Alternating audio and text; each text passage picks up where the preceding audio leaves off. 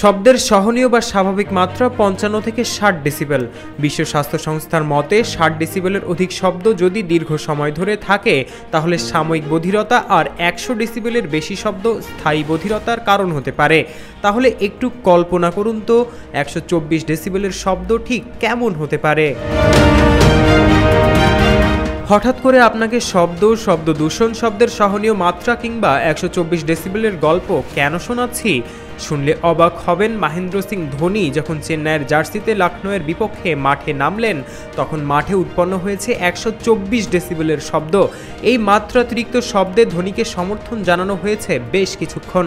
যেখানে 100 ডেসিবেলের বেশি মাত্রার শব্দ কাউকে চিরস্থায়ীভাবে বধির করে দিতে পারে, সেখানে 124 ডেসিবেলের শব্দে বরণ করে নেওয়া হয়েছে ধোনিকে। এক ধোনির নামের উন্মাদনা এতটাই বেশি, খেলা চেন্নাইয়ের মাটিতে হচ্ছিল নাকি লখনউয়ের মাটিতে তাই বোঝা যাচ্ছিল না। কেএল রাহুল তো টিম হার্ডেলের সময় তার খেলোয়াড়দের বলেই দিয়েছিলেন, এটার সাথে অভ্যস্ত হয়ে নাও, মাঠে আমরা আজকে সমর্থন পাবো না, কয়েকদিন পরে এটার সম্মুখীন আমাদের আবারও হতে হবে। এখানে ঘরের মাটিতে সমর্থন পাচ্ছি না, চেন্নাইয়ে তো তাহলে মোটেই পাবো না। ওয়ালটন ফ্রিজ কিনে অনেকের মতো আপনিও হয়ে যেতে পারেন মিলেনিয়াল। সেরা পণ্যের সেরা অফার।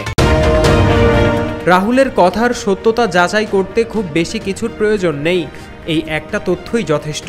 ভারতবাসী তাদের মাহিকে খুবই ভালোবাসে, যতন করে আগলে রাখে। লখনউয়ের ঘরের মাঠে ম্যাচ, কিন্তু তাদের ঘরের মাঠে ম্যাচ হলে কি হবে, সব নজর কেড়ে নিলেন মহেন্দ্র সিং ধোনি। লখনউয়ে প্রবেশ করা থেকে শুরু করে ব্যাট হাতে মাঠ ছাড়া সব কিছুতেই শীর্ষে তিনি। এদিন ধোনি ব্যাট করতে নামেন 8 নম্বরে। 17 ওভার 5 বলে মঈন আলী ফিরে যাওয়ার পর নামেন ধোনি। তিনি যখন নামেন তখন গ্যালারিতে কান পাতা দেয়। সমর্থকদের চিৎকারের মিটার দেখলে সেই সময় 124 ডেসিবেল স্পর্শ করেছিল চিৎকারের মিটার। এরপর ধোনি প্রথম বলটায় 1 রান নেন।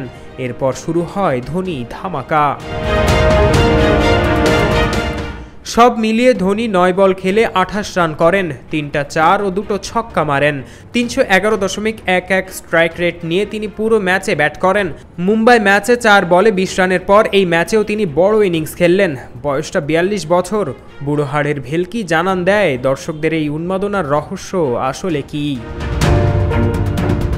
পারভেজ ইমাম, অন ফিল্ড।